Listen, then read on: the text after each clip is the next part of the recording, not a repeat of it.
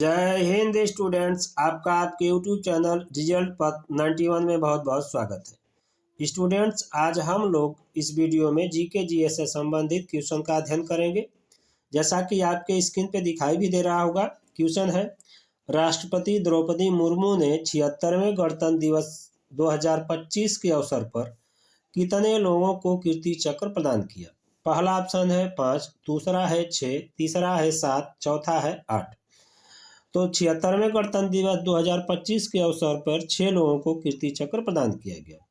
ठीक, तो जिन 6 लोगों को कीर्ति चक्र प्रदान किया गया है उनका नाम भी हम लोग जानेंगे, लेकिन पहले जान लिया जाए कि कीर्ति चक्र की स्थापना कब हुई, इसको दिया क्यों जाता है और किन किन लोगों को कीर्ति चक्र प्रदान किया जा सकता है।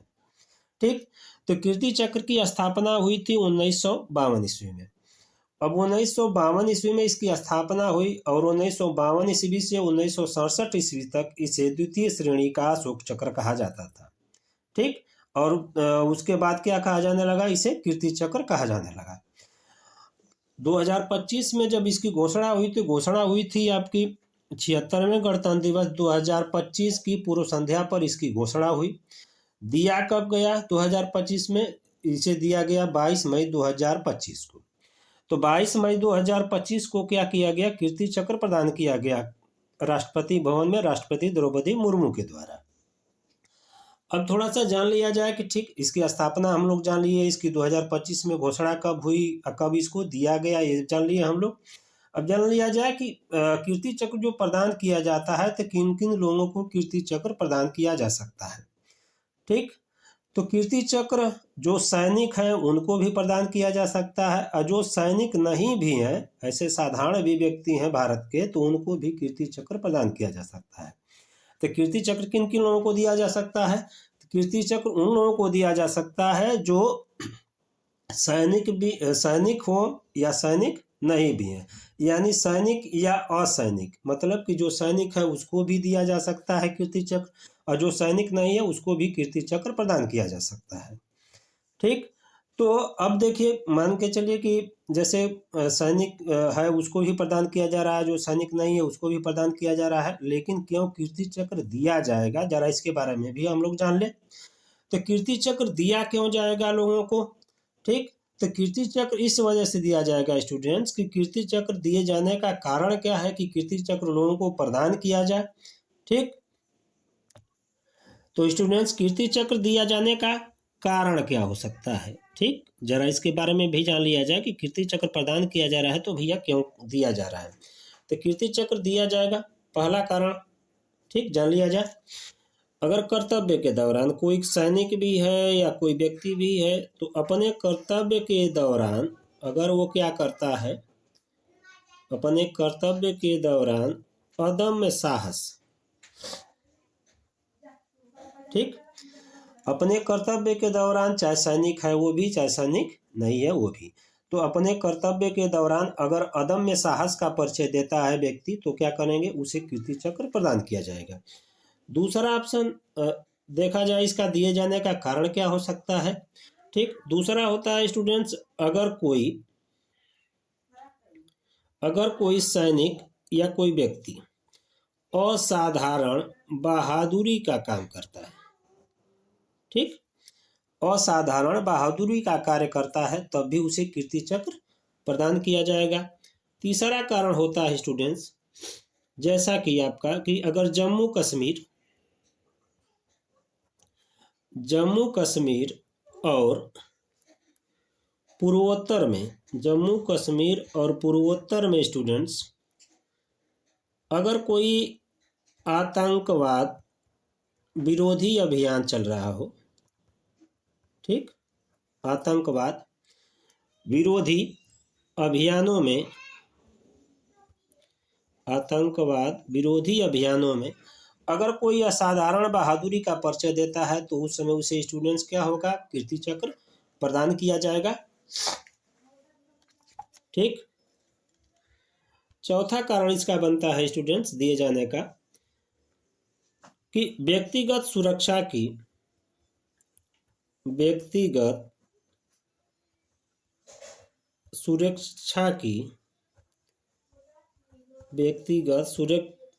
की उपेक्षा करके, अगर कोई सैनिक है वो या कोई व्यक्ति है वो अपने व्यक्तिगत सुरक्षा की उपेक्षा करके क्या करता है, कोई बहुत बहादुरी का कार्य करता है, कोई वीरता का कार्य करता है, तो उसे क्या होगा, कीर्ति चक्र प्रदान किया जाएगा। ठीक। पांचवा कारण इसका बनता है इस समुद्री डकैती अभियानों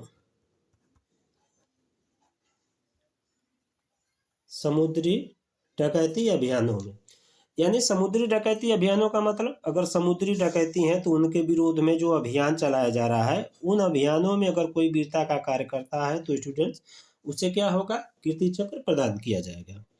छठवां कारण इसका होता है वायुसेना द्वारा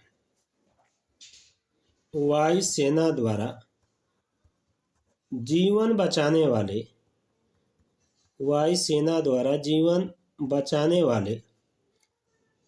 कार्यों में प्रदर्शित वीरता के लिए।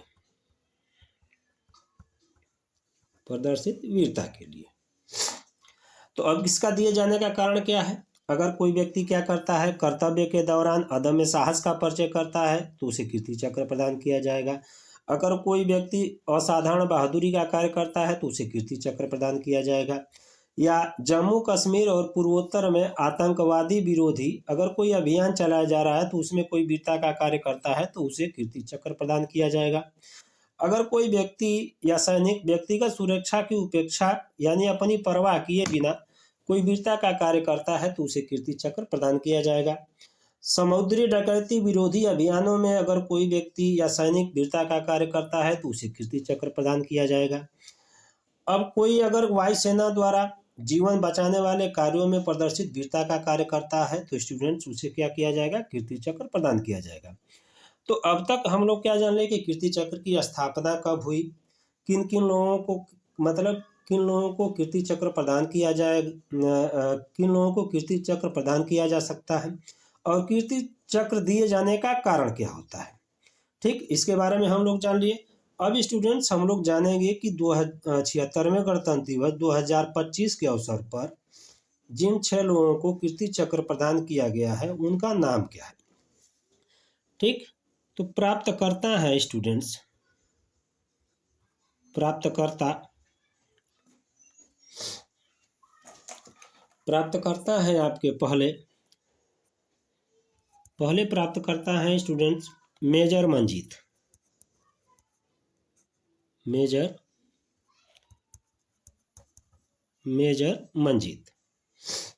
स्टूडेंट्स प्राप्तकर्ता में यानी 76वें गणतंत्र दिवस 2025 के अवसर पर जिन 6 लोगों को कीर्ति चक्र प्रदान किया गया है उसमें पहले कौन है, मेजर मंजीत है। ठीक, दूसरे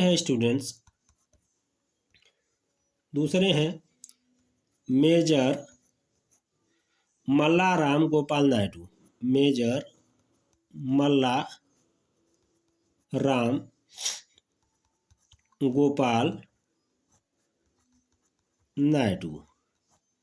ठीक, दूसरे कौन है स्टूडेंट्स, मेजर मल्लाराम गोपाल नायडू। तीसरे हैं स्टूडेंट्स, तीसरे आपके हैं नायक दिलवर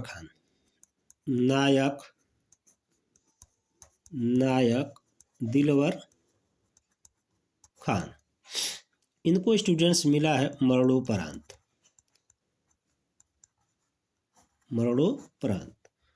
ठीक, चौथे हैं स्टूडेंट्स कर्नल मनप्रीत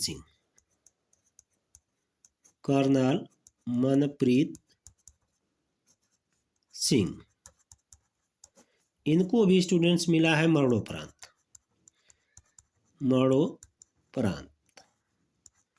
ठीक, पांचवें हैं डीएसपी हुमायूं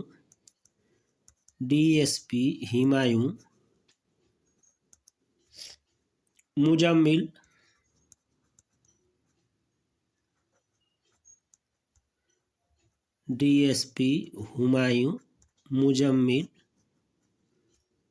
भट्ट,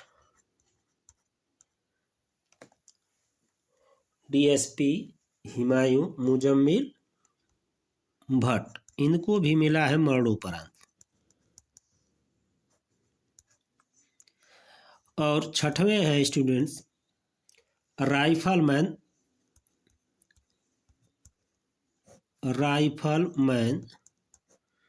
रवि कुमार, राइफलमैन रवि कुमार, इनको भी मिला है मरणोपरांत। ठीक, तो जिन 6 लोगों को 76वें गणतंत्र दिवस 2025 के अवसर पर कीर्ति चक्र प्रदान किया गया है, उसमें पहले हैं आपके मेजर मंजीत, ठीक, और दूसरे हैं आपके मेजर मल्लाराम गोपाल नायडू, तीसरे हैं नायक दिलवर खान, जिनको मरणोपरांत मिला है, कर्नल मनप्रीत सिंह, इनको भी मरणोपरांत मिला है, डीएसपी हुमायूं मुजम्मिल भट्ट, इनको भी मरणोपरांत कीर्ति चक्र मिला है, और छठवें है राइफलमैन रवि कुमार, इनको भी मरणोपरांत कीर्ति चक्र प्रदान किया गया है। तो स्टूडेंट्स 76वें गणतंत्र दिवस 2025 के अवसर पर जिन 6 लोगों को कीर्ति चक्र प्रदान किया गया है, उसमें क्या है 4 लोगों को मरणोपरांत प्रदान किया गया है, और जिन 4 लोगों के अलावा जिन 2 लोगों को दिया गया है वो लोग क्या है, अभी जीवित है। अगला नेक्स्ट क्वेश्चन है, पुष्पों का अध्ययन जीव विज्ञान की किस शाखा के अंतर्गत होता है? ठीक, तो पुष्पों का अध्ययन जीव विज्ञान की किस शाखा के अंतर्गत होता है? ठीक, पहला ऑप्शन है पोमोलॉजी, दूसरा है फाइकोलॉजी, तीसरा है एंथोलॉजी, चौथा है ऑर्निथोलॉजी। तो स्टूडेंट्स पुष्पों का अध्ययन जीव विज्ञान की एंथोलॉजी शाखा के अंतर्गत होता है। ठीक, तो यहाँ पे हम लोग तो जान लिए कि पुष्पों का अध्ययन क्या होता है, जीव विज्ञान की एंथोलॉजी शाखा के अंतर्गत होता है। ठीक, अब देखिए स्टूडेंट्स इसके एंथोलॉजी के अलावा जो भी 3 ऑप्शन दिए गए हैं, ठीक, उनके अंतर्गत किसका अध्ययन होता है, जरा उनके बारे में भी जान लिया जाए। तो पहला ऑप्शन है स्टूडेंट्स पोमोलॉजी। तो पोमोलॉजी के अंतर्गत किसका अध्ययन होता है स्टूडेंट्स? पोमोलॉजी के अंतर्गत स्टूडेंट्स फलों का अध्ययन होता है। ठीक, तो पोमोलॉजी के अंतर्गत स्टूडेंट्स क्या होता है? फलों का अध्ययन। ठीक, तो फलों का अध्ययन स्टूडेंट्स क्या होता है? पोमोलॉजी के अंतर्गत होता है। ठीक, फाइकोलॉजी के अंतर्गत किसका अध्ययन होता है स्टूडेंट्स? फाइकोलॉजी के अंतर्गत क्या होता है? शैवालों का अध्ययन होता है। ठीक, तो फाइकोलॉजी के अंतर्गत किसका अध्ययन होता है स्टूडेंट्स? शैवालों का अध्ययन किया जाता है। ठीक, एंथोलॉजी के अंतर्गत किसका अध्ययन किया जाता है? पुष्पों का अध्ययन किया जाता है। ठीक, चलिए इसको भी यहाँ पे लिख देते हैं, पुष्पों का अध्ययन। ठीक, पुष्पों का अध्ययन एंथोलॉजी के अंतर्गत किया जाता है। अब स्टूडेंट चौथा ऑप्शन जो है इसका ऑर्निथोलॉजी, ऑर्निथोलॉजी के अंतर्गत किसका अध्ययन किया जाता है? तो ऑर्निथोलॉजी के अंतर्गत स्टूडेंट्स पक्षियों का अध्ययन किया जाता है। ठीक, ऑर्निथोलॉजी के अंतर्गत किसका अध्ययन किया जाता है? पक्षियों का अध्ययन किया जाता है। अब अगला नेक्स्ट क्वेश्चन है स्टूडेंट्स, निम्न में बांसुरी वादक कौन है? ठीक, क्वेश्चन क्या है कि निम्न में बांसुरी वादक कौन है? पहला है निखिल बनर्जी, दूसरा ऑप्शन है अल्लाह रखा, तीसरा है हरि प्रसाद चौरसिया, चौथा है बिस्मिल्लाह खान। तो स्टूडेंट्स क्वेश्चन हम लोगों का है कि निम्न में बांसुरी वादक कौन है? ठीक, तो चारों ऑप्शन में स्टूडेंट्स सही कौन होगा? बांसुरी वादक है स्टूडेंट्स आपके हरि प्रसाद चौरसिया। ठीक, ऑप्शन कौन सा आंसर सही हुआ? हरि प्रसाद चौरसिया। तो बांसुरी वादक स्टूडेंट्स है यहाँ पे ऑप्शन में हरि प्रसाद चौरसिया। ठीक, तो बांसुरी वादक हरि प्रसाद चौरसिया हो गए, और जो 3 लोगों का नाम है जरा उनके बारे में जान लिया जाए कि ठीक किस वो वाद्य यंत्र के अंतर्गत आते हैं। तो स्टूडेंट्स पहला ऑप्शन जो आपका है निखिल बनर्जी, तो निखिल बनर्जी स्टूडेंट्स हैं आपके सितार वादक। निखिल बनर्जी क्या है? सितार वादक। ठीक, निखिल बनर्जी क्या है? सितार वादक। अल्लाह रखा क्या है स्टूडेंट्स? किस वाद्य यंत्र से संबंधित है? अल्लाह रखा आपके आते हैं तबला वादक। अल्लाह रखा क्या है? तबला वादक। ठीक। हरि प्रसाद चौरसिया क्या है आपके? चलिए इनको भी नोट कर लेते हैं हम लोग। हरि प्रसाद चौरसिया क्या है? बांसुरी वादक। हरि प्रसाद चौरसिया बांसुरी वादक। बिस्मिल्लाह खां, ये तो स्टूडेंट्स आप लोग जानते ही होंगे। ठीक, बहुत ही कई बार आपके एग्जाम में पूछ चुका है। ठीक, तो बिस्मिल्लाह खां आप संबंधित है स्टूडेंट्स शहनाई से। ठीक, बिस्मिल्लाह खां किससे संबंधित है? शहनाई से। अगला क्वेश्चन है, भाप का इंजन किस सिद्धांत पर कार्य करता है? ठीक, क्वेश्चन है भाप का इंजन किस सिद्धांत पर कार्य करता है? ठीक, ऑप्शन है पहला आपका ऊष्मागतिकी सिद्धांत। ठीक, दूसरा है विद्युत चुंबकीय प्रेरण का सिद्धांत। तीसरा है न्यूटन के गति के तृतीय नियम पर। चौथा है बर्नौली का तरल गति विज्ञान सिद्धांत। तो इसमें ऑप्शन कौन सा सही होगा स्टूडेंट्स? इसमें ऑप्शन होगा आपका पहला। ठीक, भाप का इंजन किस सिद्धांत पर कार्य करता है? ऊष्मागतिकी के सिद्धांत पर कार्य करता है। ठीक, तो भाप का इंजन क्या होता है स्टूडेंट्स? ऊष्मागतिकी के सिद्धांत पर कार्य करता है। ठीक, भाप का इंजन किस सिद्धांत पर कार्य करता है? ऊष्मागतिकी के सिद्धांत पर। ठीक, विद्युत चुंबकीय प्रेरण के सिद्धांत पर कौन कार्य करता है स्टूडेंट्स? तो विद्युत चुंबकीय प्रेरण के सिद्धांत पर कार्य करता है विद्युत जनरेटर। कौन स्टूडेंट्स? विद्युत जनरेटर। ठीक, तीसरा ऑप्शन जो दिया आपका न्यूटन के गति के तृतीय नियम पर। ठीक, तो इस सिद्धांत पर कार्य करता है स्टूडेंट्स रॉकेट प्रक्षेपण। रॉकेट प्रक्षेपण। ठीक, रॉकेट प्रक्षेपण। चौथा ऑप्शन जो आपका दिया है कि बर्नौली के तरल गति विज्ञान सिद्धांत पर कौन कार्य करता है स्टूडेंट्स? तो बर्नौली के तरल गति विज्ञान सिद्धांत पर स्टूडेंट्स कार्य करता है वायुयान। कौन? वायुयान। अगला नेक्स्ट क्वेश्चन है, नींबू में कौन सा अम्ल पाया जाता है? ठीक, क्वेश्चन है स्टूडेंट्स, नींबू में कौन सा अम्ल पाया जाता है? पहला ऑप्शन है एसिटिक अम्ल, दूसरा है सिट्रिक अम्ल, तीसरा है फार्मिक अम्ल, चौथा है लैक्टिक अम्ल।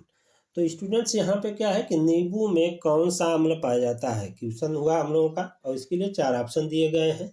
ठीक, तो स्टूडेंट्स नींबू में कौन सा अम्ल पाया जाता है? तो स्टूडेंट्स नींबू में कौन सा अम्ल पाया जाता है? सिट्रिक अम्ल पाया जाता है।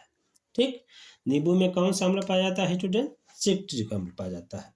चलिए ठीक है, इसके अलावा जो भी क्वेश्चन, तो हम लोग क्वेश्चन क्या था कि नींबू में कौन सा अम्ल पाया जाता है? तो नींबू में स्टूडेंट्स कौन सा अम्ल पाया जाता है? सिट्रिक अम्ल पाया जाता है।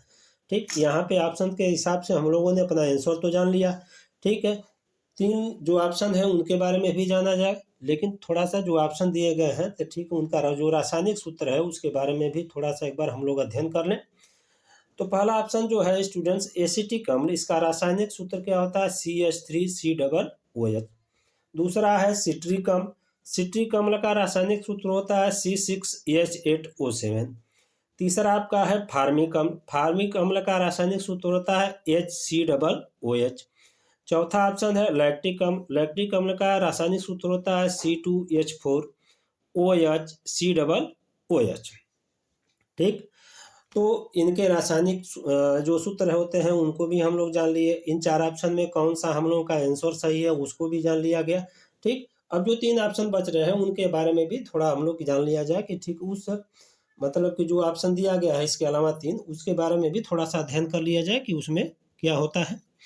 ठीक, तो एसिटिक अम्ल स्टूडेंट्स, ये आपका एसिटिक अम्ल संबंधित होता है जैसे सिरका, सिरका में कौन सा अम्ल पाया जाता है स्टूडेंट्स? एसिटिक अम्ल। ठीक, तो नींबू में आपका सिट्रिक अम्ल पाया जाता है, तो एसिटिक अम्ल किस में पाया जाता है? सिरका में पाया जाता है।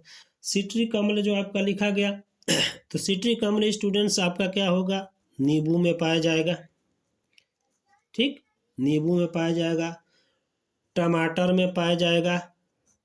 ठीक, टमाटर में पाया जाएगा और स्टूडेंट्स किस में पाया जाएगा, संतरा में भी पाया जाएगा।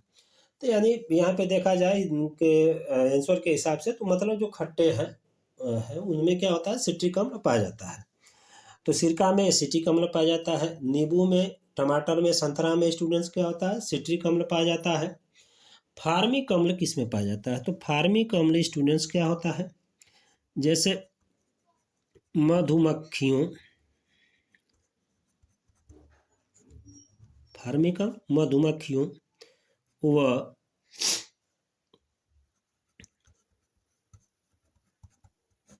चींटियों के डंक में। फार्मिक अम्ल स्टूडेंट्स क्या होता है, मधुमक्खी व चींटियों के डंक में पाया जाता है। चौथा ऑप्शन है आपका लैक्टिक अम्ल। लैक्टिक अम्ल स्टूडेंट्स आपका पाया जाता है खट्टा दूध एवं दही में। ठीक, लैक्टिक अम्ल किस में पाया जाता है स्टूडेंट्स, खट्टा दूध एवं दही में।